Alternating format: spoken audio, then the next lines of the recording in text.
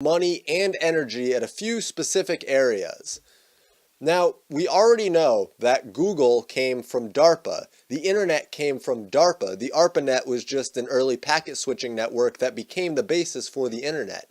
That all came from DARPA. And Facebook just conveniently begins the same day the DARPA program LifeLog ended. And it just so happens that the LifeLog program would have been completed with a system like Facebook. DARPA even had a hand in the technology behind Siri, specifically the AI. They've also been responsible for new drone technology, night vision goggles, and GPS. I mean, the list goes on. And when they had a hand in creating Siri, I understand that they say that it was just the AI and more specifically the cognitive assistant that learns and organizes. But it doesn't mean that I trust Apple to not still be connected with DARPA and allowing them access to the data. I mean, Apple even admitted that they store questions, messages, and commands that people have said to Siri for up to 2 years. So they're storing the information. I'm sure if a government agency wanted that information, much less one that helped design the AI responsible for the data collection in the first place, they'd have access to it. And I'm not trying to strawman or mislead anyone. Yes, Apple does say that they anonymize the data, but we're counting on them telling the truth. I mean, we can't verify that, especially with how big tech has treated users' data thus far. And how much goes on that we just don't know about. I mean, do you feel confident that every unverified use of users' data is caught and reported? Because I don't. So I'm not saying that DARPA is getting information from Apple, but I am saying that I have no reason to trust Siri outright. But regardless, Siri isn't the focus of this video because there's something far more menacing waiting on the other side of DARPA's vision right now. And we can't allow the clear writing on the wall to disappear behind the inherent lack of motivation that people have to protect their own existence and sovereignty up until the minute that the threat is breathing down their neck. And I'm talking about DARPA's push for brain interfaces that create super soldiers.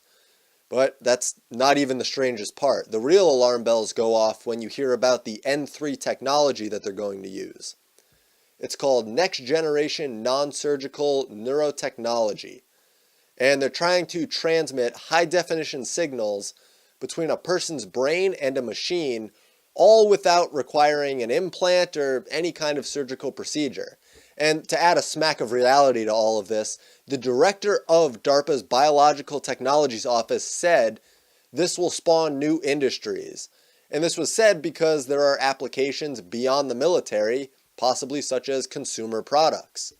And the non-invasive or non-surgical part isn't really scary on its own because electrodes are placed on the scalp in a couple different tests like an EEG or direct stimulation to the brain through the scalp.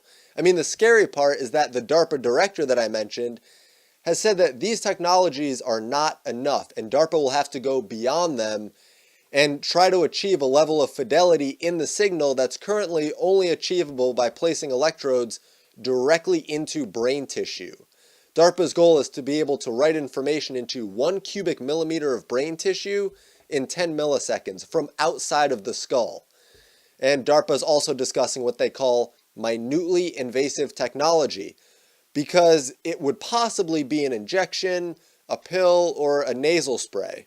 Now, within 4 years, DARPA is trying to get all of the researchers working on this project to be ready to show a function of their technology that applies to completing a defense-related task. And of course, this needs the proper approval and whatnot, but brain gadgets aren't exactly new to Silicon Valley, which leads me to believe that DARPA will be able to get this approved for human use and even onto commercial use without too much of a hassle. I mean, the implications that come off of this type of technology were not too well addressed, and it didn't patch up the holes that are necessary to really write this technology off as nothing too threatening or serious. And on top of all of this, we know DARPA is ramping up their AI development as well. I mean, we can't forget the Atlas robot and Big Dog robot that Boston Dynamics are working on because that's primarily funded by DARPA. And now they've just recently announced $2 billion in funding for AI Next, which is a DARPA program trying to move AI to learning more similar to how humans actually learn. Essentially, they're trying to give AI reasoning and communication skills, because right now AI is largely wasteful and expensive because the algorithm has to run through all of the possible eventualities. But if AI can adapt like humans, then they can apply reasoning and communication as shortcuts in the AI's train of thought. And in tandem with AI Next is artificial intelligence exploration, which is giving researchers 18 months to establish the viability of an AI theory. Now, after a spell at Google where employees were resigning due to Google's involvement with the military-industrial complex, Google announced that it was ending Project Maven when the contract expires in 2019. Project Maven was exposed last year and showed that Google was working with DARPA on AI image recognition for drone warfare. And I understand that technology has to get better to keep up with other nations' developments, but let's just take a step back and keep in mind exactly what DARPA is doing and how it could be catastrophic in the wrong hands, because having this technology not fall into the wrong hands isn't something that's just unquestionable for the rest of the time. So first, we have the non-surgical brain interfaces to create super soldiers capable of flying a drone with their mind, and more broadly, we have mind-to-machine technology and machine-to-mind technology being worked on arduously. And instead of surgical procedures, there are other possibilities being explored, like I said, such as injections, pills, nasal spray, but the door is still fairly wide open. And second, AI is also being heavily invested in, and they're working towards creating an AI as close to a human as possible. Boston Dynamics has already taught AI how to disobey humans, and they're only building on that. So I'll keep a close eye on DARPA tech moving forward, and I'll be sure to bring developments to the channel.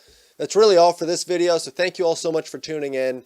I mean, the only way to keep places like DARPA in check with policies and legislation proposed is to be informed about what they're doing so you can see the complete picture. So be sure to leave a like on this video, subscribe if you haven't, and share this video